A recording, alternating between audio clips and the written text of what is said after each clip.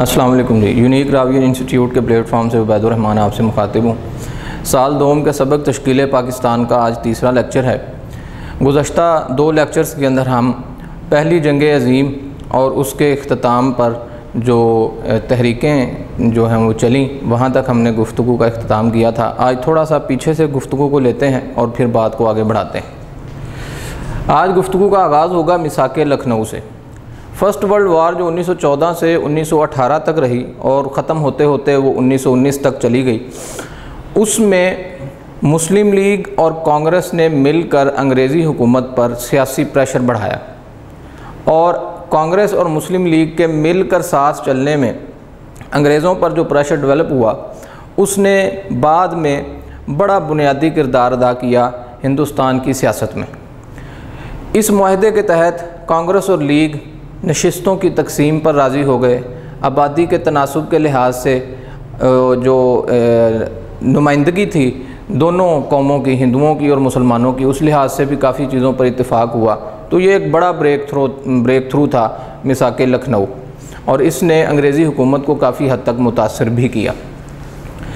اس کے بعد جنگ کے دوران آپ کو پتہ ہے کہ جنگ کا پانسا کبھی اس طرف کبھی اس طرف پلٹ سکتا ہے، تو ڈیورنگ وار انگریزی حکومت جو ہے وہ اتنی پریشرائز ہوئی کہ انہوں نے 1917 میں یہ اعلان کر دیا، اگست 1917 میں، کہ ہم آہستہ آہستہ خود اختیاری حکومت جو ہے وہ ہندوستانیوں کو دے دیں گے۔ لیکن جنگ ختم ہوئی اور انگریزوں کے حق میں جنگ کا فیصلہ آ گیا، تو انہوں نے اپنے ان تمام وعدوں سے جو ہے وہ مکر گئے انگریز، اور اس کے بعد ظالمانہ قوانین نافذ کرنے کی ٹھان لی۔ جنگ عظیم اول کا خاتمہ ہوا اور اس کے نتائج کا ہندوستان کی سیاست پر بھی بڑا گہرا اثر پڑا۔ سب سے پہلے تو اگر ہم دیکھیں تو مڈل ایسٹ میں اور جنوبی یورپ میں جن ملکوں پر مسلمانوں کی حکومتیں تھیں یا سلطنت عثمانیہ تھی، وہ ختم ہو گئی، اور اس کے نتیجے میں مسلمانوں کے 20 ملک جو ہیں وہ وجود میں آئے۔ یہاں ان مسلمانوں کے حق میں تحریک خلافت چلائی گئی۔ گاندھی نے عدم تعاون کی تحریک جو ہے وہ چلائی، جو بالآخر جو ہے وہ آہستہ آہستہ ختم ہو گئیں۔ شدھی اور سنگٹن کی تحریکیں، گزشتہ لیکچرز میں میں نے ذکر کیا تھا کہ کانگریس میں اور لیگ میں ایسے رہنما موجود تھے جن کا یہ خیال تھا کہ کانگریس کو اور لیگ کو، ہندوؤں کو اور مسلمانوں کو مل کر چلنا چاہیے، اور ایک ہی دشمن انگریز کے ساتھ سیاسی طور پر اور ہر سطح پر اس کا مقابلہ جو ہے وہ کرنا چاہیے۔ لیکن کچھ لوگوں کو یہ اتحاد پسند نہیں تھا، لہٰذا ہندوؤں کے ان عناصر کی طرف سے جو کانگریس اور لیگ کو اکٹھا نہیں دیکھ سکتے تھے، انہوں نے شدھی اور سنگٹن کی دو تحریکوں کا آغاز کیا۔ شدھی کا معنی ہے، شدھ سے لفظ نکلا ہے پاک کرنا۔ یہ وہ تحریک تھی جس میں دور دراز کے علاقوں میں جو غربت کے مارے ہوئے لوگ تھے، مسلمان تھے، ان کو پیسے کی لالچ دے کر جو ہے وہ ہندو بنایا جائے، یہ ایک تحریک تھی۔ اور سنگٹن تھی کہ منظم جو ہے وہ گروہ تیار کیے جائیں، لڑاکا، جو مسلمانوں کے اوپر جو ہے وہ حملے کریں، فسادات کروائیں، اور اس طرح سے جو ہے وہ تعلقات کو خراب کیا جائے۔ ان دو تحریکوں سے ہندوؤں اور مسلمانوں کے تعلقات جو ہیں وہ ہمیشہ کے لیے ختم ہو گئے۔ یوں وہ عناصر جو لیگ اور کانگریس کو اکٹھا نہیں دیکھ سکتے تھے، وہ اپنے مقاصد میں کامیاب ہو گئے۔ پنڈت موتی لال نہرو نے ایک نہرو رپورٹ پیش کی۔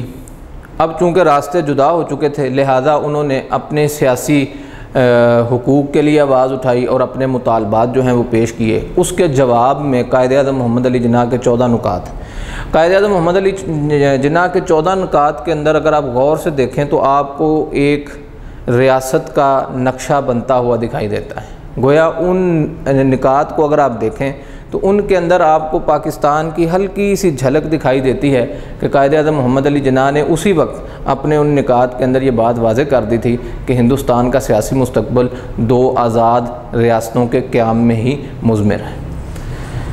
سول نافرمانی کی تحریک جو ہے وہ دوبارہ گاندھی کی طرف سے چلائی گئی۔ اب چونکہ دونوں کے راستے جدا جدا تھے، اس لیے ہر کوئی جو ہے وہ اپنی اپنی ڈفلی، اپنا اپنا راگ، اپنے اپنے راستے سے سیاسی مقاصد کو حاصل کرنے کی کوشش کر رہا تھا۔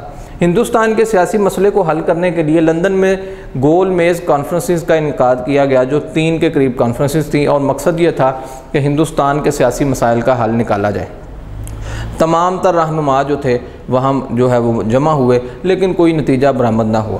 یہاں ایک بڑی اہم بات ہے، قائد اعظم محمد علی جناح جو ہیں وہ یہاں سیاست کو خیر آباد کہہ کر لندن جا آباد ہوئے، اور علامہ محمد اقبال نے انہیں خطوط کے ذریعے اور گول میز کانفرنس میں جا کر وہاں ان سے ملاقات بھی کی، اور بالآخر انہیں ہندوستان واپس آنے پر راضی کیا، اور یوں قائد اعظم محمد علی جناح 1934 میں واپس آئے، اور 1934 میں ہی جو ہے انہیں قائد اعظم کا جو ہے وہ خطاب بھی دیا گیا۔ اس کے بعد ہندوستان کی سیاست میں ایک بڑا موڑ جو ہے وہ 1935 کا ایکٹ ہے، نئے قوانین بنائے گئے، نیا دستور جو ہے وہ نافذ کیا گیا، اور اس کے تحت 1937 میں انتخابات ہوئے۔ 1937 میں انتخابات ہوئے، اور جن صوبوں میں کانگریس کامیاب ہو گئی، جہاں کانگریس کی حکومت بنی، وہاں انہوں نے ہر وہ کام کیا جس سے مسلم دشمنی کی بو آتی تھی۔ انہوں نے ہندوانہ تمدن کے نشانات کو فروغ دیا، بندے ماترم کا ترانہ جو ہے وہ، اور گاندھی کی مورتی کو سلام، اور اس طرح کی اعلیٰ حضرت کے مختلف چیزیں جو ہیں ان پر مسلمان بچوں کو مجبور کیا گیا، اور بھی اس کے بہت سارے جو ہیں وہ برے اثرات جو ہیں وہ سامنے آئے۔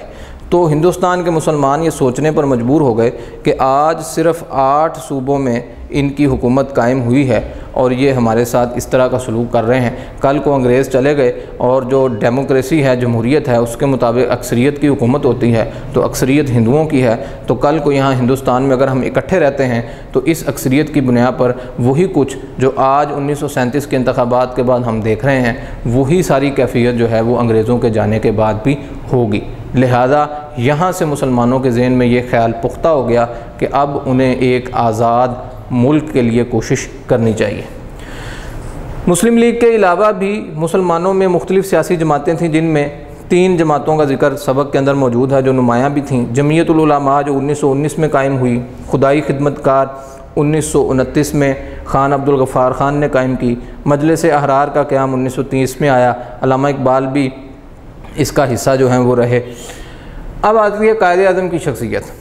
قائد اعظم محمد علی جناح جب 1934 میں واپس آئے ہیں تو انہیں تا حیات مسلم لیگ کا صدر بھی بنایا گیا۔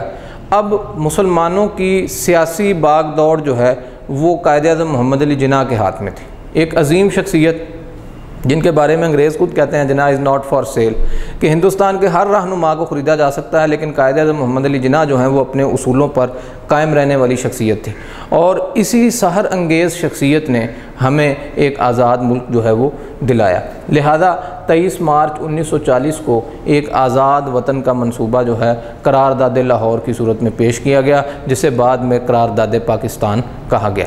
1940 سے لے کر 1947 تک تحریک پاکستان کا زمانہ ہے، اور یہاں سے مسلمانوں کو ایک مقصد ملا۔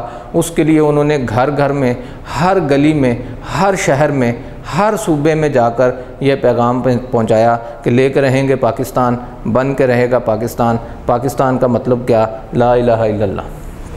سیاسی مسائل، نشستوں پر خاص مختلف سیاسی پارٹیوں کے جو جھگڑے تھے وہ چلتے رہے، انگریزوں کے ساتھ گفت و شنید چلتی رہی، لیگ اور کانگریس کی بیٹھکیں بھی ہوتی رہیں، لیکن اصل حل جو ہے وہ کوئی برآمد نہ ہوا۔ پھر 1946 کے انتخابات ہوئے۔ ان انتخابات کے نتائج میں جہاں جہاں مسلم لیگ کے کینڈیڈیٹ کھڑے تھے وہ کامیاب ہو گئے، اور جہاں جہاں کانگریس کے کینڈیڈیٹ تھے وہ کانگریس کے کینڈیڈیٹ کامیاب ہو گئے۔ یوں انگریزوں کے سامنے ہندوستان کی سیاسی تصویر واضح ہو گئی کہ مسلمانوں نے جہاں جہاں مسلم لیگ کو ووٹ ڈالے ہیں وہ سارے لوگ کامیاب ہو گئے ہیں، اور یہاں ہندوستان میں کانگریس کی طرف سے جو کینڈیڈیٹ تھے وہ بھی کامیاب ہو گئے ہیں۔ تو گویا وہ جو 2 الگ ملکوں کی ایک تصویر جو مطالبہ تھا وہ اس الیکشن میں جو ہے وہ کسی حد تک اس کی جھلک جو ہے وہ اس کے نتائج سے سامنے آنے لگی۔ پھر برطانوی حکومت نے ایک کیبنٹ مشن یا جسے وزارتی مشن کہتے ہیں وہ بھی بھیجا تاکہ کوئی درمیانی راستہ نکل آئے، لیکن وہ بھی کوششیں ناکام ہو گئیں۔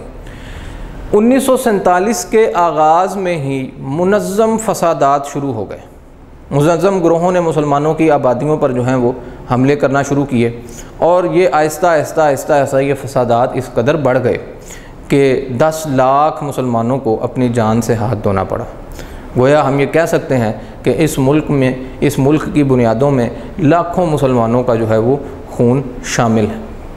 انگریزوں نے یہ وعدہ کر لیا ہندوستان کی سیاسی صورتحال کو دیکھتے ہوئے کہ ہم جون 1948 تک ہندوستان خالی کر جائیں گے، لیکن یہ فسادات کا سلسلہ اتنا بڑا، سیاسی پریشر اتنا بڑا، عوام کے اندر غم و غصہ اتنا زیادہ تھا، افراتفری اور اس بے چینی کے ماحول میں انگریز جو ہیں وہ بالآخر اگست 1947 میں ہی 1 سال پہلے ہی اپنے دیے گئے ٹائم سے ہندوستان سے رخصت ہونے پر مجبور ہو گئے۔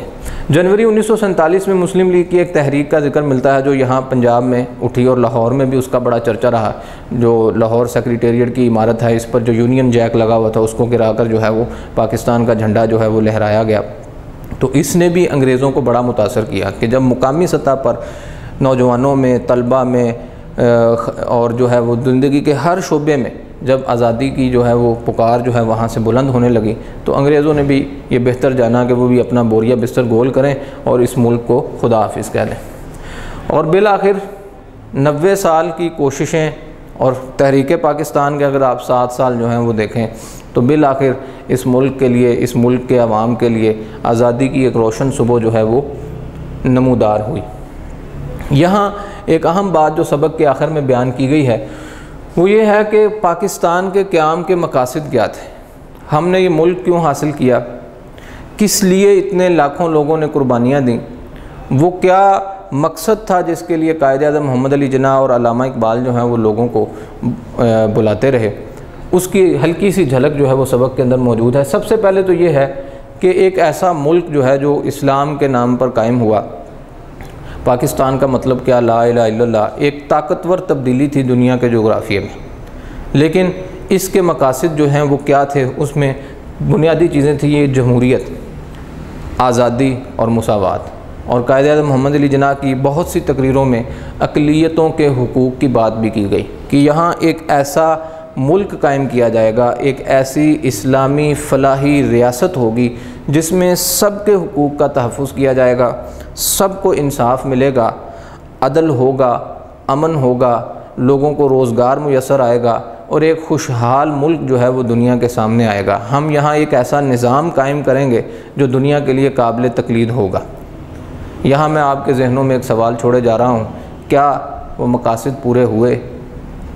ہم کہہ سکتے ہیں کہ بدقسمتی سے نہیں ہوئے۔ وہ کیا وجوہات ہیں؟ وہ بھی تاریخ کا حصہ بھی ہیں اور ہمیں بھی غور و فکر کرنا چاہیے کہ اس قدر قربانیاں دینے کے بعد اللہ تعالیٰ نے ہمیں یہ ملک دیا، یہ آزاد ریاست دی، تو ہم کیوں ان مقاصد کی تکمیل میں جو ہے وہ ناکام رہے جس وجہ سے یہ ملک جو ہے وہ لیا گیا۔ السلام علیکم۔